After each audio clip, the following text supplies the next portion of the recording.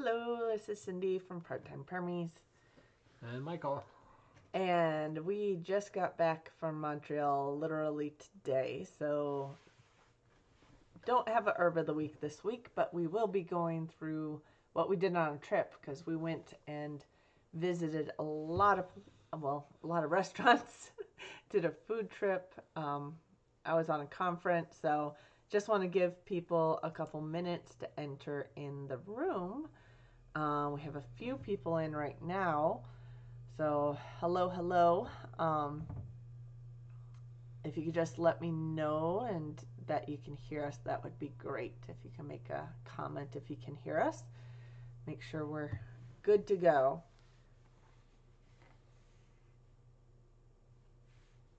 So, we'll see. I think there's a little bit of a delay here.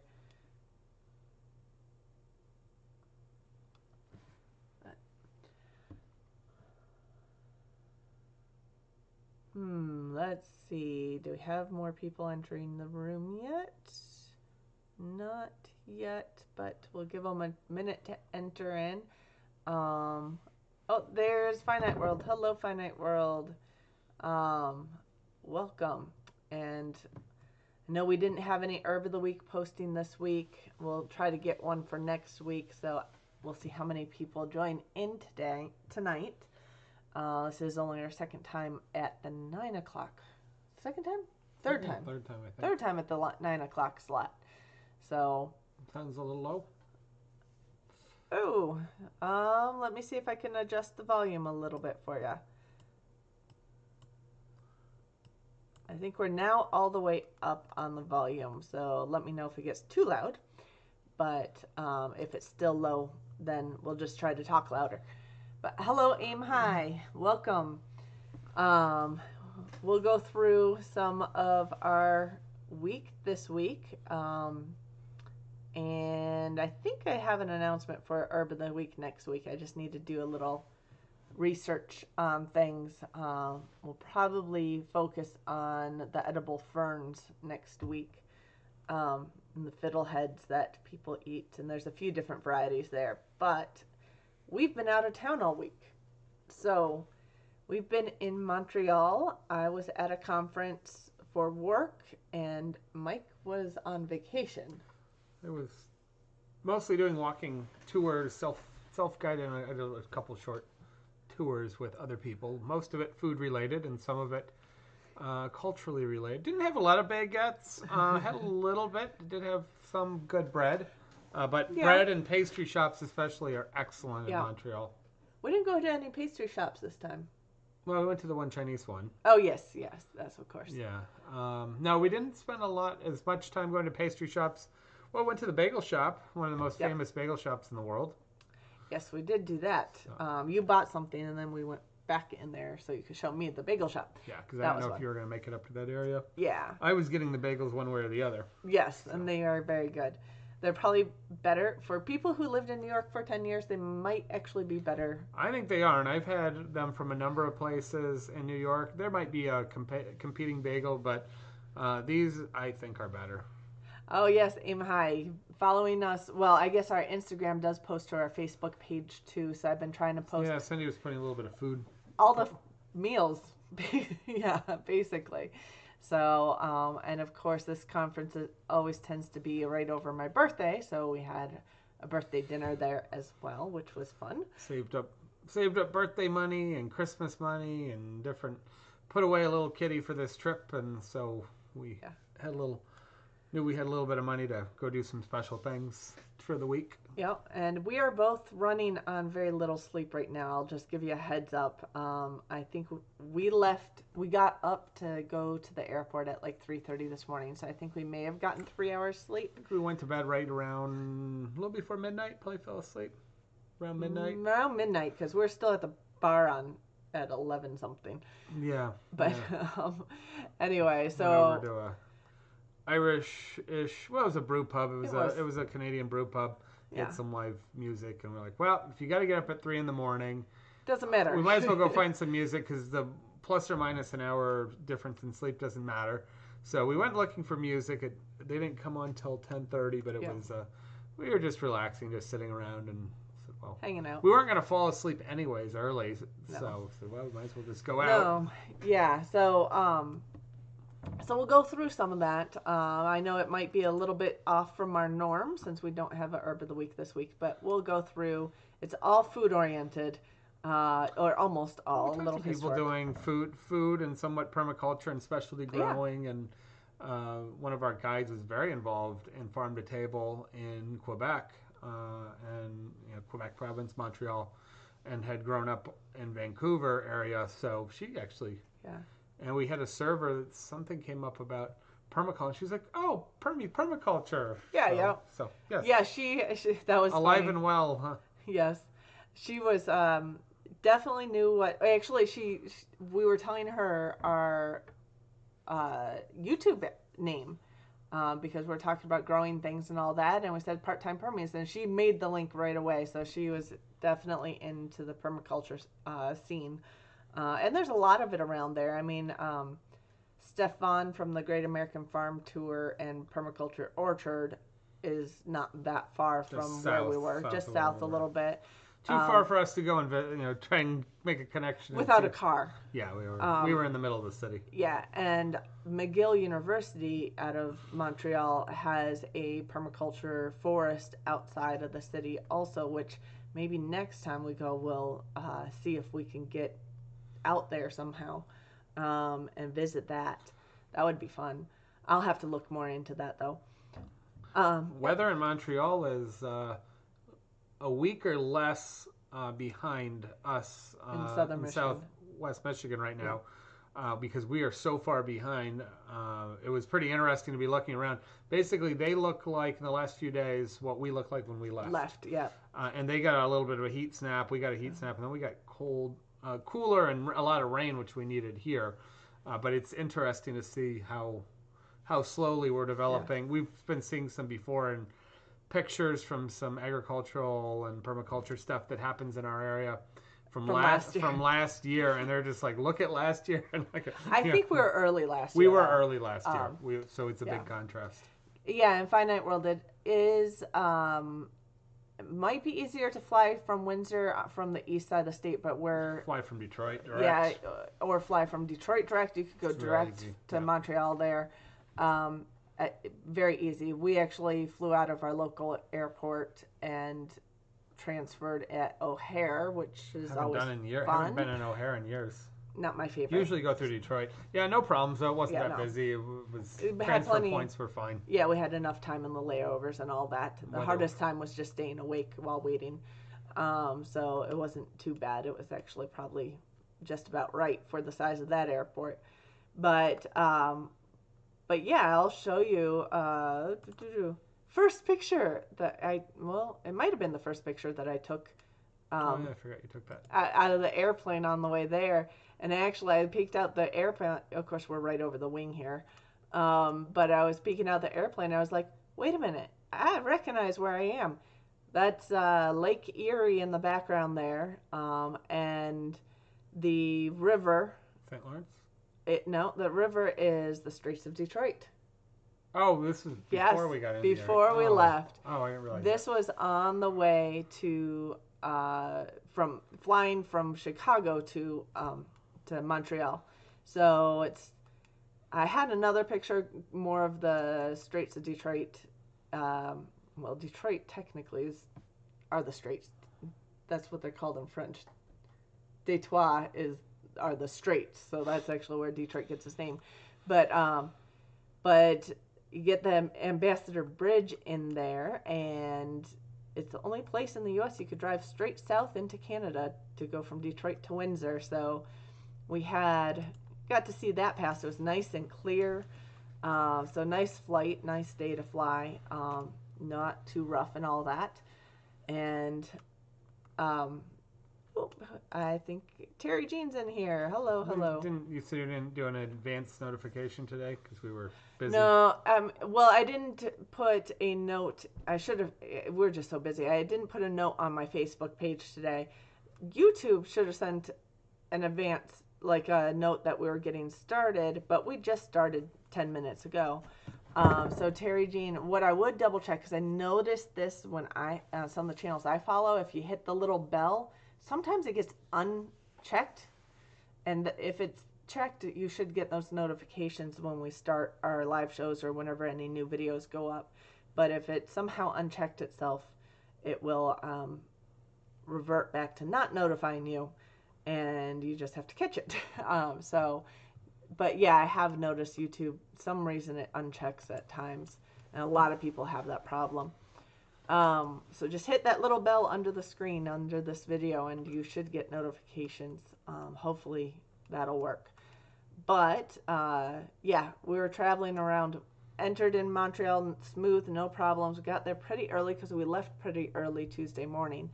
So we had some time to. We got in like 11:30 in the morning. So then, Yeah. Yeah. So by the time we got downtown and got to our hotel, we couldn't even check in. Of course, we were just on the later end of lunch. So.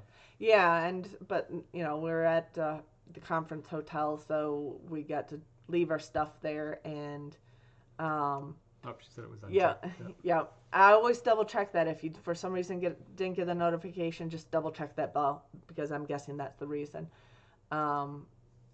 And the YouTube sometimes is late with notifications. I did get my notification through my page for my own video. Don't know why I get those, but yeah. But I did get a notification that this started. It's just sometimes those bells get unchecked somehow. But anyway, so we started off the bat with food. In fact, we wanted to go down to a place that we had been at last time, 2 years ago. There was a great Japanese noodle bar type place. Noodle bar counter, yep. Yeah, lunch counter. They've gotten quite an acclaim. They are people. It's like a do not, they have a line of like 10 to 20, 30 people all the time. Of day. And it's hitting all the guides of like, you have to stop here if you're. Yeah. So we knew the area because we'd spent a bunch of time 2 years ago. Yeah. So we knew right where to head because there's a whole area down by Concordia University, which is a big downtown university. And so it's a very international blend of shops and lots of little food places. A lot of them are Asian and Indian Middle Eastern. Yeah. But there's just everything on about, it's a 20 block area probably. There's a lot of you stuff could just never leave that area for weeks and eat. Spend your time in this few block radius and eat your way through just that one neighborhood would be just enough.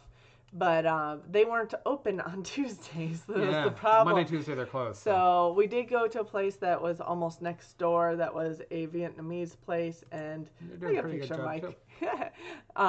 They were doing a really good job. In fact, I think the only way they would be able to keep in business next to this Japanese place that always has a line is they have to be good too. But they were very good. These are tiny places, so they really pack you in. It's very world style. Like New York. New York and other towns where you're packed into little counters, and in fact, you get menus in advance. You're pretty much expected to order right away, eat, and leave. Yeah. So we went to this little Vietnamese place, which we had no information about beforehand, but it was good. And we started off with some interesting food. So I will say this discussion is going to be a lot about food, so might make you hungry. Might want a snack. You might want a snack, but we also like trying different things that some people wouldn't think of trying. So you had an interesting soup. Yeah, well, it was fairly traditional. So it's a beef, it's a pho soup. So it's a noodle soup, and it had rare shaved beef in it. So tender beef that's laid over the top, almost like roast beef. That cooks a little bit in the broth, and then it also had a little bit of tripe in it, which is the stomach of the cow or the pig. This was cow, and they use different portions. So this is a white. And usually we cook it down very soft and tender, almost gelatinous. This is actually a little crunchy. It's shaved very thin, and it's got a little bit of a collagen-y crunchiness to it, although it is cooked up. Yeah. And that's also traditional, so it's a contrast. And then it has Vietnamese sausages usually in pho. Yeah. And their Vietnamese sausage, whether they were making it or buying it, I don't know, was some of the best I've had. Good. It was really very tasty. Yeah. And the bowls are large here, but not as big as the place next door, where the bowl This is a large, by the way. No, this is a medium. Was that This medium was a medium. size? There is a large for like $1 more or $2 more. That is A lot bigger. I mean, and that's traditional, especially if you do the Japanese ramen houses. Yeah, they're big. They bowls. are huge, and if you order large, they're like impossible to eat, and they're designed to be impossible to eat. It's crazy. Yeah, it's a little waste of food, but It's noodles and broth, so it's Yeah. part of the deal when you don't order large unless you are just ready to go to town on it. yeah. So, and I didn't put all the pictures. If you've been following what we've been doing this week on Instagram or Facebook page, I did not put all the pictures in this. I just figured a little overview of what we're doing. But yeah, it started with a picture of Mike with his food, and it happened to be the first day anyway. But we also had charcuterie at a number of places. Which Montreal, it's tradition, and they've Yeah. really become good at it. They're a little ahead of us. So- really doing a nice job. So if you want to explain what's on this plate. Yeah, let's see. So this was at a place called Dominion, which is one of the oldest restaurants in town. I think Tavern Square Dominion or Dominion, something yeah, like that. and they from the 1920s, I want to say, and so they were focused on probably an Irish and Scottish immigrant, English. So they're kind of a steakhouse. Not real pricey. They're trendy. They're kind of fine dining. They're casual. I guess it's what we'd call upscale gastropub right now. Yeah. So they have crazy amounts of Canadian whiskeys and other things, and wild cocktails, because it's kind of a bar that does serious food. Yeah. And we came across them. It was new, and it was very good. Yeah. I would totally go back there again. So they had some smoked ham, and then they had some pressed andouille, which is basically meat that's been cooked and shredded or whipped, and sometimes like prosciutto. That's the little round pieces, and then they're formed. These happen to be formed into these little rounds. Sometimes they're spreads. And then they had some sausage and a little cranberry compote, a deviled egg, some homemade pickles, and some pate. But they call it a porchetta pate because they take bacon and they wrap a thick cut of bacon around the outside of the pate, and that's what's in the back. And we were told that they do make everything, their chefs make everything there. On-site. And I do some of these items pretty well. I don't do them daily, but frequently when you get a plate like this in a restaurant that says they're making it, one item's very good. Other items are okay, and then there's something that's, the texture's not quite right, or the salt's a little off, or it's a little dry, or the fat's breaking out. And those are technical things in how you produce it. Every one of these items was very good, and the salt was on the lower end, which basically means that they've done a nice job and they want you to experience the flavor of the meat and not cover it up with just pure salt. So it was very, actually really, really good plate. So we were very excited to start out with the soup, and then later on we had dinner. It was late dinner. We got down there, didn't know what we were going to do. Yeah. So that was really tasty. So there was that one. We went to another restaurant that had Yeah, more this was a charcuterie. day or two later. We had dinner at a Spanish restaurant, Spain, and they had their salami and their chorizo and Iberico ham, which is cured just like prosciutto, although usually longer. It's a little nuttier. The black Iberico pigs are frequently finished with chestnuts and other fruits and nuts, and is very earthy and almost a little mushroomy and nutty. And these were amazing. I hadn't had Iberican ham in a long time, the Iberico. Jamon. Yeah, And, it's good. I think, the personal opinion, that the Spanish hams are better than the Italian prosciuttos because I think there's less stress on the system. The Italian stuff is so popular. It's going all over the world, and of course within Italy. I think there's a lack of quality because people can get away with pushing the stuff out faster or dumping it into the export markets. The Italian prosciutto is still really good, but I think that in Spain it's a little lesser known, but the jamon is typically cured longer in tradition, a few months longer. They treat the pigs in similar but different ways. And I do think that, I do think the quality of that style of ham is my preference, and the price point's a little lower than the Italian, but it just eats amazing, and they had them sliced super thin. Do that finishing off on the nuts. On the nuts or the fruit, and you're in the fall. Apple trees and nuts and stuff. So, which actually works perfect Acorns. if you're doing like a food forest or permaculture orchard type You get them in setup. the forest with your ground full Yeah, after you've cleared. Yeah, so it truly is a cleanup method. The so in Italy they do a lot of chestnuts, and both Spain and Italy and other places they do sometimes walnuts, but like acorns and apples acorns. Be aware that the acorns here, the pigs don't like them that much. They'll eat them. They're not very good. They will not finish the as well. quality of the meat to taste so nutty and buttery. It's a different acorn. Unfortunately, Ours are more tannic. they're more tannic. It just doesn't finish that way. Yeah. The other nuts that we have, the pecans and walnuts and No, hazelnuts and chestnuts Yeah. and the American and those type of things. If you can get those in front of an animal, I think people are doing a lot of forage finish and just starting to experiment with doing that in the U.S. again, which is great. And then of course you did happen to find a company that was doing something similar to yours. Well, somebody that was making extruded pasta, and they were also doing some rolled and some filled. So we did have to go try it out. And this is one Yeah, of the dishes. I searched to see what was going on in Montreal. It's not a big pasta town, but I wanted to figure out what was happening, if there was anything I could check out. So one of the most notable places just opened. It's a trendy area. It's called Mile End. It's sort of the end of the city on the, I don't know, northeast side. Is it? Yeah, it's basically It's around the mountain. Yeah, if you take the road that goes through the park at the side of the mountain to Mount Royal, and you take that, which is actually Hill Royal, you take that out. It's a large hill. Yeah, but Montaigne is a mountain. Yes. I think Mount is actually a hill. So, but so you take that out, and it turns into this mile-long area. I think it's a mile beyond the mountain.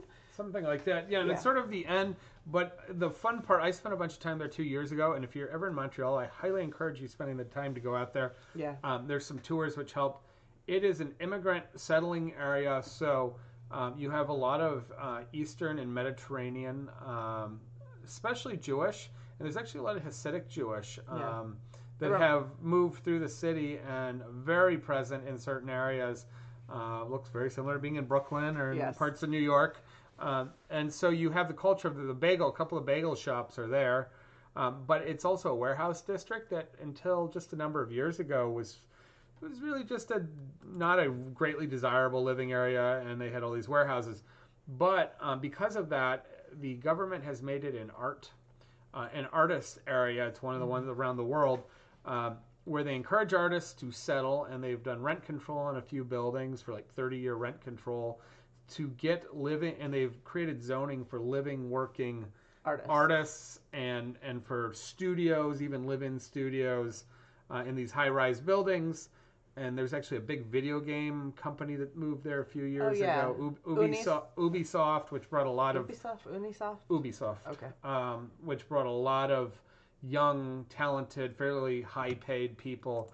And so you're getting a lot of exciting things going on. So that involves the food, the culture, the little shops. But you have Mediterranean, vegetarian, Italian, Greek Orthodox, big basilica. All this is going on in this area. So it's really a fun place to go check out. Different foods from different parts of the world. We went to one of the top coffee shops in the city, which I'd been to, called Olympic, which is a Italian soccer bar, and they have a line of about 25 people on Friday afternoon getting a coffee, and it's a very good coffee. I've had it twice there. And then I want to say hi real quick to Valerie. So hello, Valerie. I saw you come in here. But yeah, there's the bagel shop. There's 2 bagel shops, the wholesale. There's a couple bagel shops. There's a bunch of vegetarian and falafel. A lot of Middle Eastern. There is a chocolatier that's very famous and very expensive. I'd stopped there last time I was on a tour that we stopped there. She has, I think, single origin organic beans from Costa Rica, I want to say. They own the plantation. They ship the beans in, and then they go through the full roasting, through processing here. And she has a few shops in Jean Talleyrand, the main market, and in the airport. But it's It's stupid expensive chocolate, but it was. Yeah, I it's remember good. it from last year. It was very good. We didn't buy any this year. No. And then, well, oh, there was a butcher shop which I failed to go into this time. They they get animals from verified small farms. They take whole animals, they break them down, they sell the cuts, they cure, and do that. And they have a counter. It's a very small operation. So I was there 2 years ago. Happened to be next to this pasta shop, but then I forgot after we had pasta to go in it. Yeah.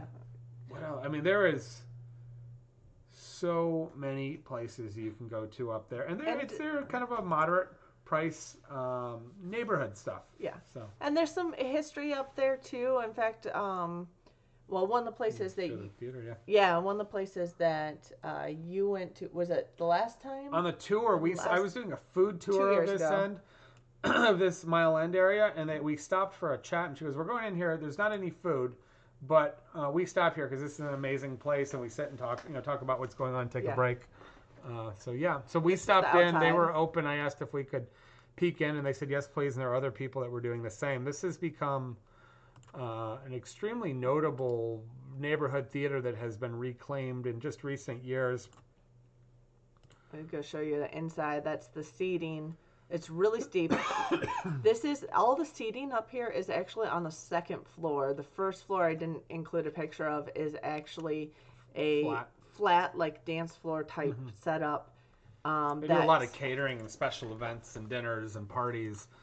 So it's a more rented theater, but they also do live music and things. And this is looking down from the seats to the stage. So the stage is above the flat floor underneath. But what they have, if I could pull it up here, in their theater is, and this, you actually tell the history about. Why don't you move the picture. So there's two of these. There's the first floor and the second floor. That is a Tiffany stained glass cutout, and it must be about 40 or 50 feet long. It is huge. It's supposed to be one of the largest Tiffany constructions in the world. And what we were told is that, so this theater was built in the 1920s.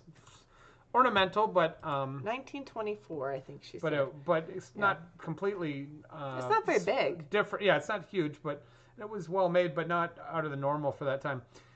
As it sort of became decrepit in the town, and that the warehouses and things became less desirable area, a bank bought it or somehow acquired the building in the 1960s. They put up a facade, a very stark, hard-edged, plastered or aluminum straight facade over the front of it. 1960s style. Yeah, 1960s style, and probably because they didn't want it to look old, they wanted to look new and modern and represent the bank. And in the process of all these years of stuff, they had covered up almost the entire theater, and it turned into this bank, and probably the upstairs wasn't even used. So somebody bought it just a number of years ago. Yeah. There may have been some rumors of some goodies in it, but the way I was told was they had no idea that all this Tiffany work or the glass was all Tiffany. This detail. So they started taking off they took off the facade and they took off the plaster, started doing it, and they basically uncovered all this work that had been covered up. They've gone through cleaning and repairing everything. They've reworked all the seating and first part was all the electrical and just dangerous things.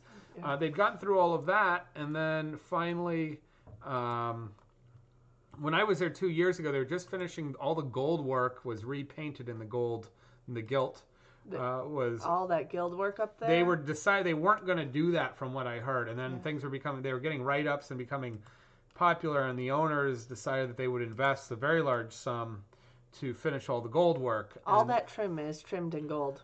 And they were just pulling the scaffolding down 2 years ago. And so they've done a few more things. I think all the seating, not all that was finished, recovered. So now I think it's totally redone.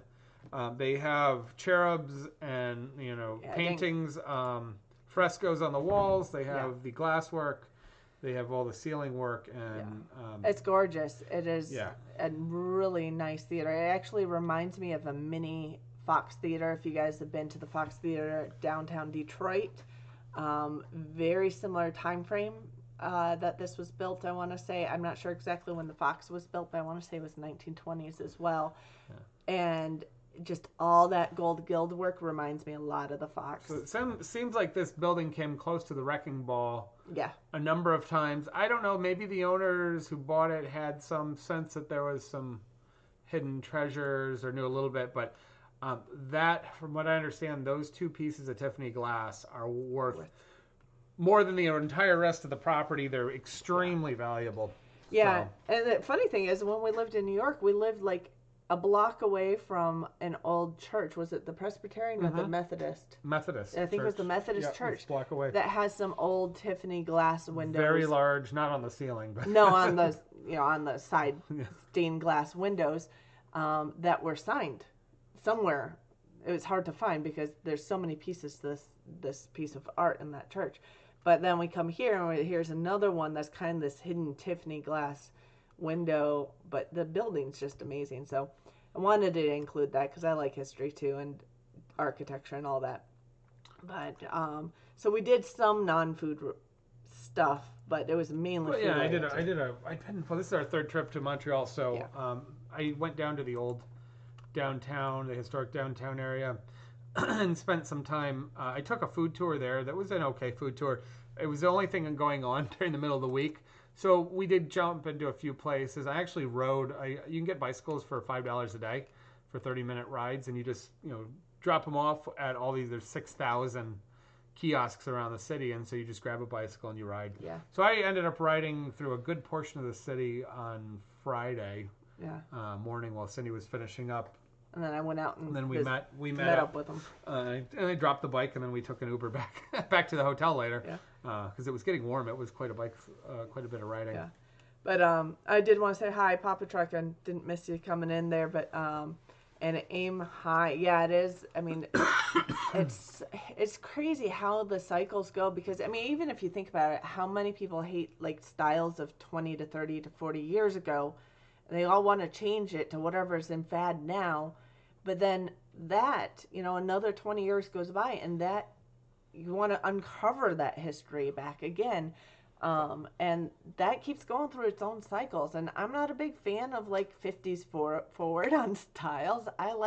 My favorite time frame is like the Victorians through like this era, the 1920s. The 1920s was a little over top with some of the furniture, but I like the theaters. And Montreal's interesting because it was a trapping town. Well, it was originally a missionary colony, and quickly became a trapping center area in a French. commerce. And really, before the St. Lawrence Seaway, it was the busiest port in North America. Inland port, because there was so much activity.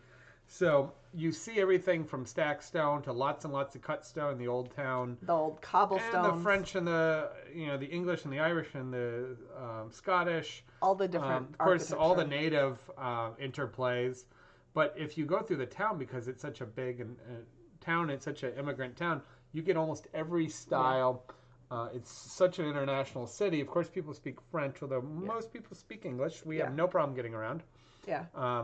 But and it's always been kind of that dual back and forth between the French and English. Hi, Helix, coming to join us. And I did want to say hi to Food Forest. Not so much on we're on food travel today because we've been out of town for the last week. I was told that the third most popular language in the area at one point was Yiddish. I can see that. At another point was Italian. Yeah. And Chinese. Right now it's Arabic. It was Cantonese. Yeah. Chinese has been and Asian languages are very prominent right now, but actually Arabic is the third most popular populous language in Montreal. There's a lot of like Lebanese restaurants and things like that. It kind of and then you have all the French because there's a preferential to French countries. Yeah. Immigration and work visas to French countries. Yeah. So you have North Africa, Morocco, and you have Haiti from the Caribbean, and you have all these Francophile countries. The Vietnamese, because the French, Vietnam. all the ex-French colonies, basically. But it's, it's different there is that it's not as broken apart. There are neighborhoods, but it's very intermingled with downtown. I understand the neighborhoods are very English and French. Yeah. East side and is primarily areas, French. West side is primarily English, but there's always a mix. the immigration areas is so So mixed. It's not yeah, like, in New York you have your, there's a Jewish community, there's Spanish speaking community. Now that might everybody be lives somewhat by mixed. blocks in New York. Yeah. Yeah, and they exist in their And Detroit too is few worse blocks. Yeah. with that. I mean, Detroit is like, yeah, Dearborn and West Detroit is mainly Arabic speaking, absolutely, and a Well, lot yeah, of and great Lebanese restaurants you in have a that huge area. Hispanic Helix. neighborhoods that have really developed and done well on downriver and south of Detroit. Also, but yeah, there is a lot of intermingling, and it's such an international city. Yeah. You can find everything there. It's pretty amazing. Yeah, but it's almost like they're all used to speaking multiple languages too. So it's a lot different than other areas like Quebec where there is a lot more of that strife and they don't want to speak English because they're French. But in Montreal it's a lot more friendly towards other languages in general. Yeah, I've been to Quebec City twice, Yeah. and there is definitely an anti-English But out speaking countryside too. to a degree. I mean, within tourism and things, people are obviously looking for your money and are okay. But in Montreal, I never experienced anybody being anti-English. Yeah. We really don't speak French. We had one cab that did not speak English. That's probably about the only person that didn't speak very good to completely fluent English, which made it really easy. And we feel bad that we don't speak French, but sorry, we don't. So. Yeah. Well, I took French in high school, but that was over 20 years ago. And I've taken Dutch and sign language since then. I get in this mode, like if I try to think of phrases in another language, I might pull some here or there, but I get on foreign language mode and I start mixing them all up. So I'll start in French and turn into Dutch. It's not helpful. But anyway, so I wanted to go into another place. We're talking about all these multicultural areas. Another immigrant group that has had a huge impact for a long time in Montreal were the Chinese. So we did get a food tour of Chinatown, and this is just a picture of Chinatown. 4.5 hours of food tour in Chinatown. It was pretty cool deal. It was like $60, $65. We stopped and ate bites and tastes at 7 places. I got to tell you, it was a deal. So that was fun, and I got permission from the tour guide to put together a video on that. So I do have, I've added to my footage that I need to edit. So that will be coming over the next couple weeks. I'll put together the Chinatown tour video, which has a lot of history mixed with just different types of food and different people in that area, because it's mainly Chinese, but also Vietnamese in that area as well. He likes you giving me allergies. Back home again. You're fluffing them all up. Yeah, he's shedding a little bit. I guess my cat hasn't been pet. It's my cat. He's not a cat person. But Helix has been following me around since I got home today. Because I haven't seen him in 5 days. But I think a big highlight of the whole trip was Friday night. Friday happened to be my birthday. So we went out to dinner. We had to go out somewhere because we didn't have anywhere to cook. Yeah, that's true. However, you got reservations like 3 months ago for this place. We kind of set aside. This is a big, splurge here. Not your typical, although not as bad as some of our splurges in the past, but not your typical everyday restaurant. No, this was Joe Beef, which is considered to be one of the top restaurants in Canada and has been recognized as one of the top restaurants in the world because they celebrate the food of the Quebecois and the French, the somewhat the immigrant, but really the hunter trapper, the foods that were grown and historically eaten. So they present them, but they present them in a very French and sort of a high French cooking, but in a peasantry house. So all the menu is written on the chalkboard.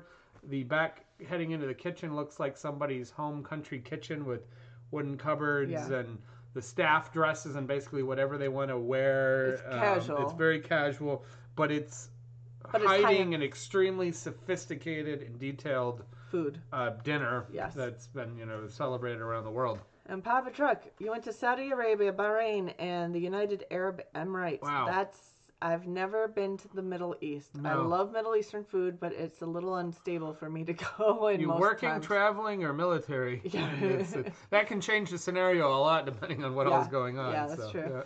And my dad actually is a Middle Eastern historian, so he's been back and forth there before a lot of the current stuff. He hasn't been in a long time, but and my mom was a anthropologist and studied in Beirut. But okay, yeah, because Noah's Ark is outside of Detroit. So there's a lot. Actually, the highest population of Middle Easterners not in the Middle East is, I believe, outside of Detroit, west side of Detroit and Dearborn. Anyway, we'll get back to food. We could talk Middle Eastern food too. Keep talking about whatever you're talking about too. Yeah, That's fine. Yeah, but I got distracted. That's cool. But yeah, so if we'll go through this dinner in a little more and detail. some of these things you can stop us if you've never had them or don't really know about them. A lot of it's about celebrating whole animals and the diversity of what's out and historically there. Some of the things may not be very appealing to you, possibly. Yeah. It's fine. Let us know. We try everything. A lot of them aren't really scary, but some we dig for some experience, some different things that have been traditional through time, but we maybe don't eat as much now. Historic things. We go for things we can't easily get at our own small town. So this first dish is actually bone marrow, where they slice the bone lengthwise, and roasted bones, roasted bone marrow. Yep. Yeah. And it has sea urchin or uni on top, along with a bunch of vegetables and pickled vegetables, herbs and pickles. And yep. Yeah. Along with some brioche bread, which was also very good. And you basically take that and slather it on your bread, and it was extremely, extremely good. So that was one of our first dishes. And I don't know if any of you have ever had bone marrow, or it sounds gross or sounds great. It's basically very mild. Yeah. You typically blanch it and salt it, and then you very hot oven finish it. And typically things like pickled vegetables or mustards or different things are put on it because you need the acid. Otherwise it's just kind of neutral. The uni has a lot of that savory sort of MSG flavor. Uni is the eggs of the sea urchin. Yeah. So that's a classic high style pairing, is that funky and salty of the sea urchin with that earthy and richness of the bone marrow. And then the pickled vegetables. Frequently bitter things like celery or parsley are added in, mustard seeds, coriander. Yeah. And it's just a few bite starter. We shared it. And I've had bone marrow quite a few times. I've prepared it and served it in some restaurants at times. This is probably one of the two best bone marrow presentations flavor-wise I've ever had. Yeah, it was really good. It was really good combination. Could have ordered like 3 more of those. But they're pretty rich. You really don't want to. I was going to say, we kept it really light this meal. Next thing was the foie pate. Yeah, this is a duck pate. Well, it's a duck terrine. Or pate. So pate is ground up and seasoned meat. So they use duck breast, but they use some of the duck liver and they mix that in to richen it up and to make it smooth and creamy. The hard part about that is you have to get the first part of the meat cooked out nicely, and then the duck liver, if it gets too hot, it breaks and melts and the whole thing's ruined. So pulling off this presentation is very hard. It was very flavorful. We also had there's little potato puffs. It's basically pâte de choux or the cream puff dough mixed in with mashed potato and cheese, and then slightly fried off in those little football shapes. Good. Oh, and I want to say goodnight to Food Forest Permaculture. Mm-hmm. Thanks for joining us. So, and that's Endives. And in fact, I still have to respond. I did see a question on my Instagram account from forget which homestead, about what was under the endives on this. So it is basically pate and foie gras. So yeah, it's a duck related. Yeah, you could Yeah. do it with goose or duck. They work the same Yeah. for that. I'm trying to remember the preparation of the little potato puffs. I should know because I made Yeah. them, trying to do it. Basically, they did an excellent job. They tasted amazing. So that was sort of starting things What out. does duck taste like? Well, that was duck liver. Well, the duck liver is quite mild and creamy, and that's extra fatty duck liver. It's like almost it's fatty like butter. Yeah. It's like a lightly scented butter. Um, Duck itself is meaty. It doesn't taste like chicken. It tastes No. more like red meat. It has a little bit of an irony quality because they eat so It's a much lot of grass. dark meat. Yeah, and it's a red, darker meat. You usually eat it rare or medium rare, at least the duck breast, or you slow cook the legs and almost like a bacony type product in the fat. But it has a little minerality. It's not strong. It's super, super tasty. It's one of our favorite things to eat. If it's done right. Could be kind of fatty or tough if you don't cook it long enough. You got to render the fat down and make the skin crispy. Then I'm happy. If you're doing the duck breast, you're not removing the skin. It better be crispy, otherwise it's gross. Yeah. Yeah. But the pates and stuff is it's like an extra flavorful butter. In a way, but yeah, it tastes like duck. How do you explain it? Yes. So yeah, duck tastes like duck. Absolutely. It doesn't taste watery or funky or marshy. It's meaty. It's more meaty, and you do taste a little. The iron or the minerality is sort of like in beef, how you get that minerality, and that's desirable. That's a desirable part of the duck. And I could say it tastes kind of like goose. But yeah, not many people have had goose. Duck and goose taste pretty much. I've had goose 2 or 3 times. They taste the same to me. Yeah, pretty much. Very similar. Well, those were our appetizers anyway. So we go on to the main course. My main course was rabbit. So think of what would be out in the northern area for. So if you think about the settlers when they came. Yeah. And they were working with the native people or in Canada. They were hunting. It's the First Nations. There was corn and squash and some beans. There was no tomatoes. There was no potatoes. There were no horses. There were no pigs. And there were no chickens. Yeah. So you're talking about rabbits, turtles, beavers, deer, bear. I mean, you're really on a different diet. And they had no wine because there was no grapes. Well, clams, because this is on a waterway. Lots of fresh fish. Lots of fish, clams. So my understanding was that the settlers had a hard time adjusting, of course. Yeah. They loved the wild game and meat. That because in France that was so expensive and hard to come by, especially things. And they were trying all these new things. They were very disappointed, of course, not having their larger domesticated animals and not having their wine and brandies and all of that. So they brought all that, the chicken, the horse, all that stuff showed up later. But it was very difficult. So they were really on a game and forage diet. They were forced paleo diets for a while, yeah. And they missed their bread, but because they didn't have the refined wheat. And that far north, they really wouldn't have had corn. Not a lot of corn, and the wheat doesn't grow well either. So it was really forest. It was all forest up there. So it was a lot of hunting. Seeds and beans and. Sorry, I'm getting cat fur on my face now. That's why I was sneezing and coughing. Helix is still on my lap. He's been following me all day. So I had rabbit. I've had rabbit before. In fact, we have someone here locally that we trade with. We trade but occasionally. It's domestic. Not something you often get. Now, the only thing I was disappointed in the whole meal was awesome, but it was supposed to come with fiddlehead ferns. They didn't have fiddlehead ferns apparently, so I think substituted There's some arugula on there instead of my ferns. Does rabbit break down easier than other meats? I'm not sure about that, but game meats are leaner. They're higher protein and higher minerality. Whether they break down easier or not, I'm not sure. I think they have a little more nutrition. They're a little more nutritious or they're better balanced. Yeah. So in that way, eating some of these leaner game meats. Rabbit grows at the same rate and the same amount of feed as chicken, by the way. Ostrich, emu, and kangaroo in Germany. In Germany, you can get all those items here if you go to the right places. Yeah. I've had ostrich. I hear emu's awesome. I don't think I've had kangaroo. Yeah. So that was. We'll talk about fiddleheads next week. So the rabbit was really nice.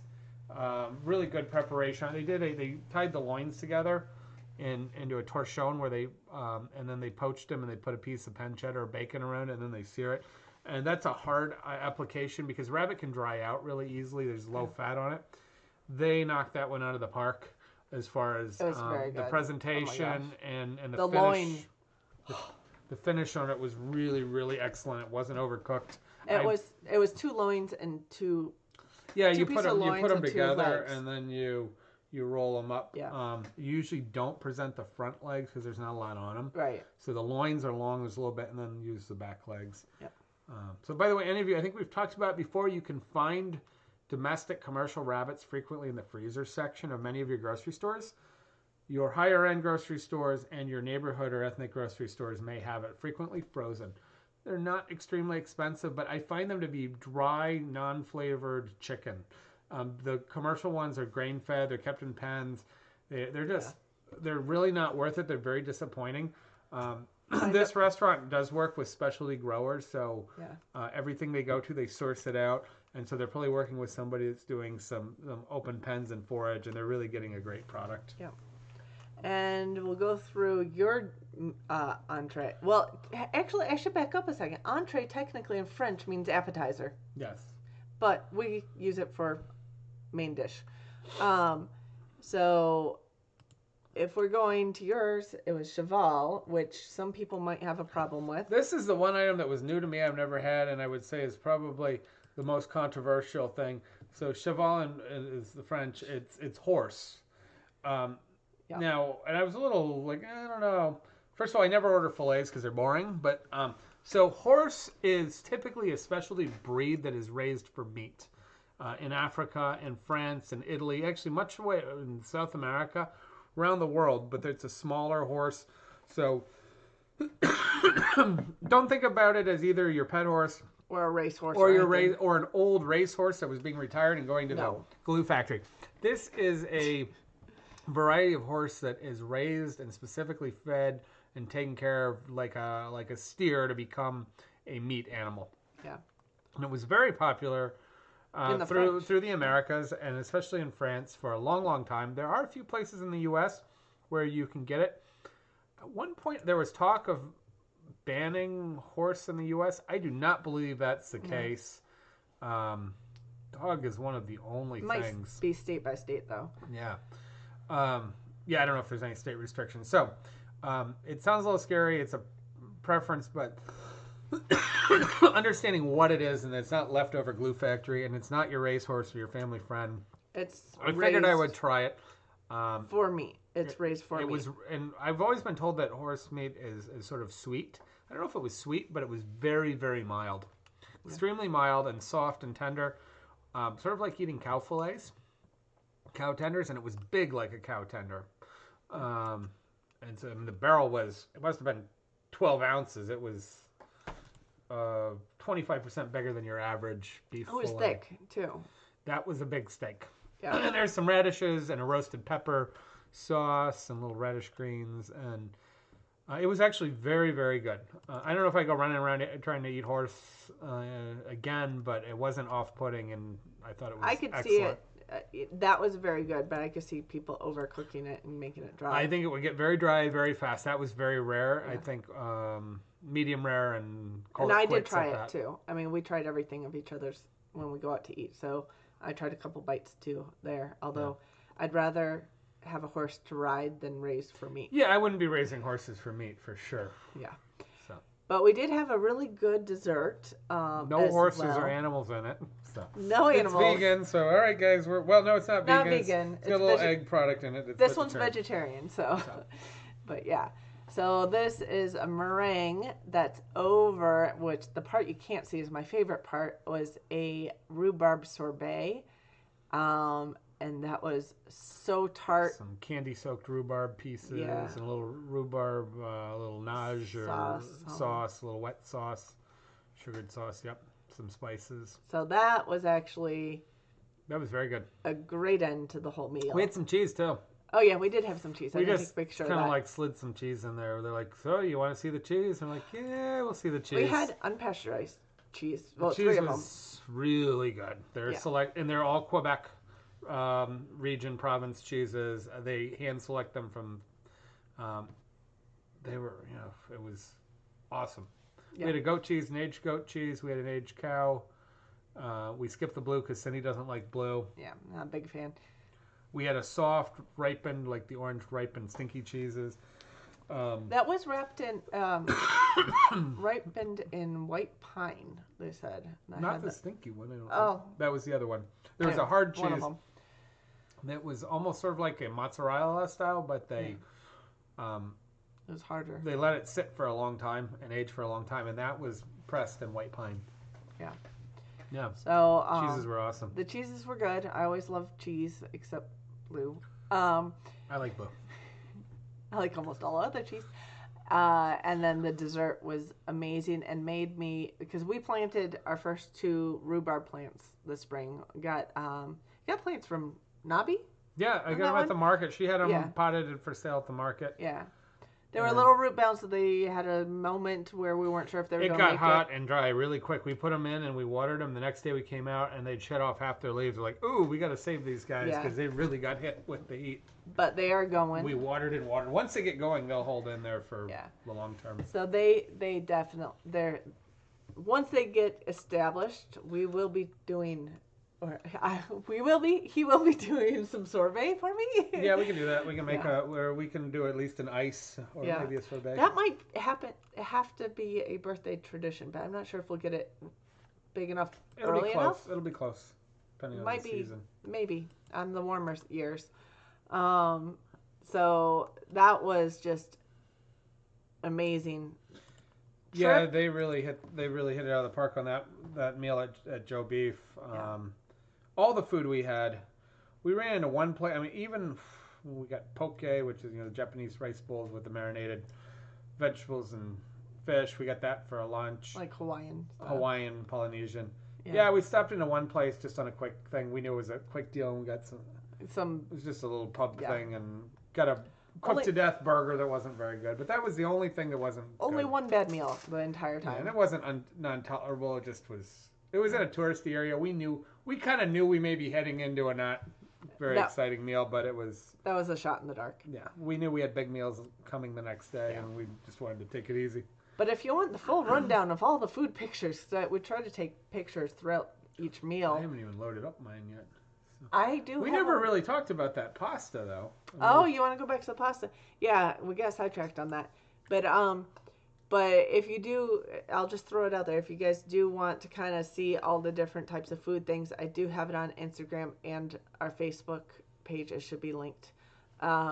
So you can check things out if you have questions on what anything is. Just put a message in there or comments, obviously.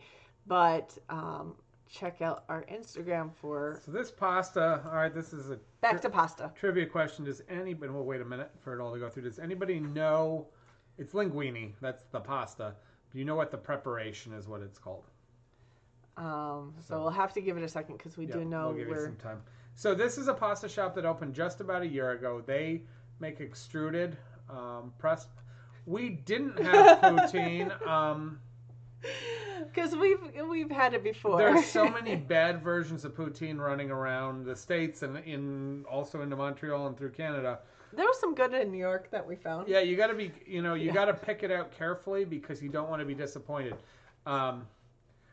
It was just sort of incidental that we didn't have poutine. We got poutine last 2 years ago. Yeah. Not a famous place, but not an amazing place at Dunn's, which is known for smoked meat and poutines and whatever.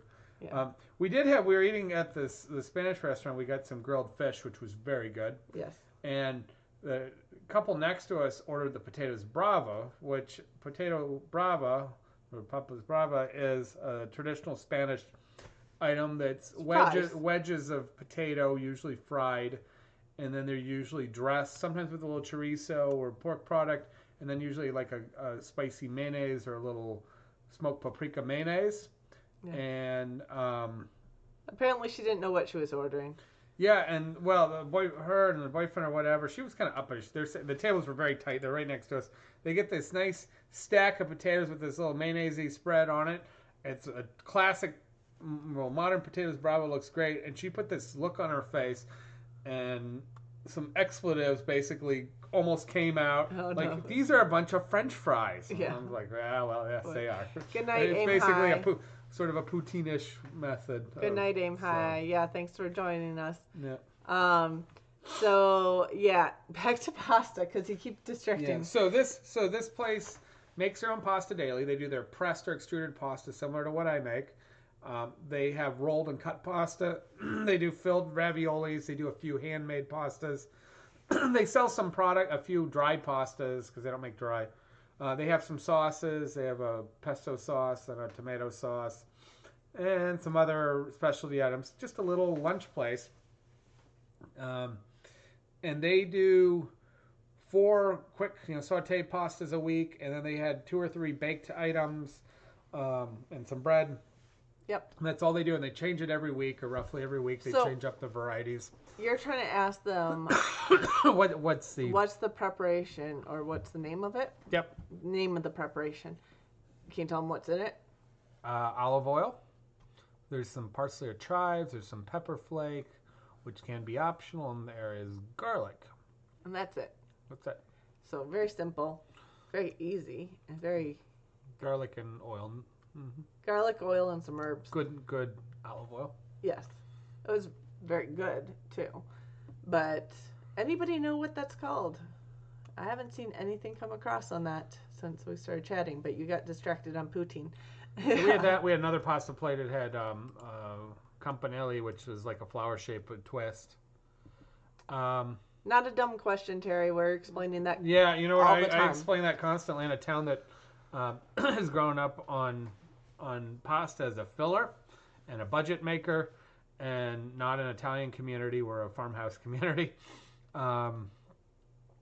Pressed pasta is done drier with coarser, high protein coarse flour, and that hard pressing gives you more chew, which is generally desirable. That's why you're dry. So it can be fresh or dried. Yep, it is an aglio. That is a nice, and it was well done. It was one of the best. It came right out of the pan, super hot, well seasoned. There's no cheese on it. It doesn't need cheese, although some people put it there. They didn't burn the garlic. It was a nice sweet olive oil. And I lived in Rome for a while, and that was something we had frequently. So that was a well-made. Expensive. It was like $8. It was lunch, and it was a big pile. It's lunch. It comes with a piece of bread. Yep. We had. In this way. So the pressed pasta gives you a better chew. Fresh rolled pasta sometimes has a better flavor, but you can get that same great flavor of fresh pasta pressing it. It tends to expand a lot more and be more spongy and softer. Rolled or pressed? The rolled. Yeah. So there's 2 different styles. They're both good styles. Yeah. What you would make at home would be the rolled. You really can't make the pressed. I do make the There's press. some attachments on some machines. KitchenAid has one that will press it a little bit and will probably break itself without too much work. And there are some home ones that you crank. Yeah. But otherwise, you really don't make that style at home. So it holds its chew longer. And then there are filled pastas, of course. And we've had it. We made soup one night before we made soup. He made soup one night before our live show, but we were running so late that we ran up to the live show and prepping. By the time the soup was ready. By the time soup was ready, and we had it was chicken noodle soup. So his noodles, you turned it on low, and we did our live show, and then we went simmer, we went to eat afterwards, and the noodles had expanded, but they still had a little bit of texture to them, which any rolled pastas they don't would fall apart as easily. So yes, there is a big difference, and so we like this pasta shop. They sell their sauce, and it's getting quite a bit of acclaim. There isn't a lot of pasta at all in Montreal. I was doing a search. We also quickly stopped by Wang's Asian noodles, which is some of the oldest and one of the largest manufacturers in Montreal and also in Toronto. And they produce Asian rice noodles and flour noodles. We watched hand-pulled noodles at another place in Chinatown. No, they were pulling noodles in the first. Oh yeah. The first they do like a lo mein or wide noodles and long I did noodles. get video of that. I forgot about that. Yeah. And we watched someone pulling. Wong's wasn't open, and they don't No. really let you go in because it's a It's a family. manufacturing. You know, it's a family. See, they were the first people producing in mass. They were engineers, and they'd created, helped optimize some of these pasta machines for Asian noodles. And they make So, all the fortune cookies for Canada. do a lot of the fortune cookies, and so that was pretty neat. That's Yep. not. So, but yeah, actually a little history thing which you'll get from when I put the video together. But the Chinese all came to Canada because to work the railroads. So they basically built the railroad out to Vancouver, and then after they built it to Vancouver, needed a place to settle, and a lot of them moved back to Montreal to settle. Well, a lot of them ran away from Vancouver because they Yeah. came from the Pacific side, and then they finished in the Pacific. They ran away from there because it was overpopulated Yeah. and there weren't good work conditions. So they came to Montreal. other parts of Canada looking for a little bit more freedom and flexibility. Although they Started their own businesses and things. So there's a big Chinatown, although they were heavily restricted. Yes. We were told on our tours they were legally restricted entry. They had a person tax that went up and up and up. So they had basically they could only be there if you worked, and even then it was like 1 year tax was 2 years income. So it was just So they heavily horrible. censored, basically. They brought a bunch of people moved, and then they sort of censored the community and the immigration for a long period of time, and it's opened up. So, but Chinatown has had a very long history, and they ran all the laundries and did all kinds of other stuff, Yeah.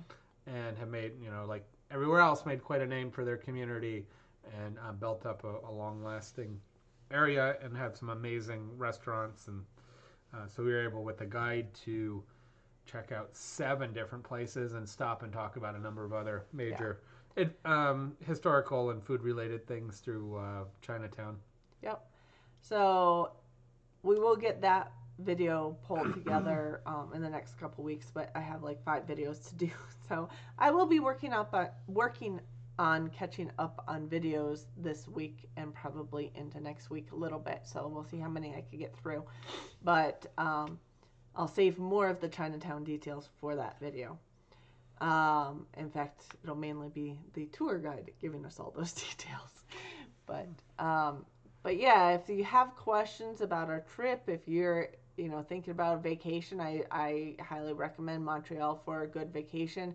If you're on the east side of the country, then it's not too hard to drive. If you like eating, there's many other things to do, but if you really like eating, it's one of the best cities in North America. There are many great food cities, but it is right up there. It's among our favorites. Also because the exchange rate's pretty favorable with the U.S. right now. That helps. Costs are down for being in a big city. It's probably 30-40% less than like going to New York City and trying to. Well, it depends. The food is probably about 30-40% less Yeah. than going to New York City. The accommodations, the hotels, are probably like 40 or 50%. at least Yeah. 50%. I think our hotel probably would have been over double at the cost in New York City. Well, yeah, New York's a bad. I mean, that's just That's a bad as bad as example, it gets almost. But New York and LA, right? But hello, Kiri. We were just wrapping up. But if you want to hear more about our trip of food exploration in Montreal, you could definitely watch this whole live show. We go through a lot of pictures, or check out all those pictures that we've been putting up all week on our Facebook page and Instagram. don't forget to bring your passport. Yeah. If you're not- Or you could do an enhanced license. You can do an enhanced license to Canada, I think. Yes, you can. It's interesting. So the last 2 years that we've gone, the times that we've gone to Montreal, now of course all the passports are scanned and they take pictures of you coming in and pictures going out. But what we noticed is, and it was pretty streamlined. I mean, we just cruised right through both ways. But we didn't have anything on us. You know, we didn't really buy anything that we were taking back, so it wasn't a big deal. But they run through the.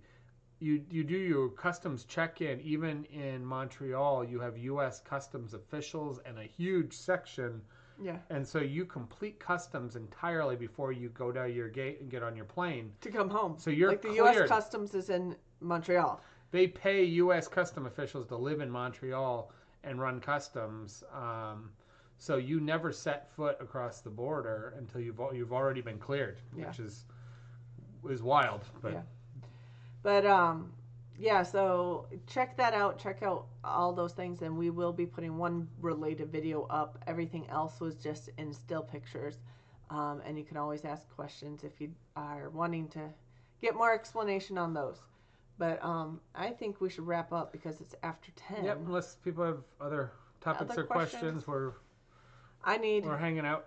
Yeah, we are hanging out. Although I'm hanging out and getting ready for bed here soon because we got up at 3:30. 3:30 in the morning. Been on planes most of the day. Yeah, so I'm exhausted. I haven't napped too much. I think I fell asleep on the plane a little bit, but and working around the house after getting home. So I'm crashing at this point. We got to put the chickens away. Yes, we got to close the chicken coop up, which it's dark, so got to do that too.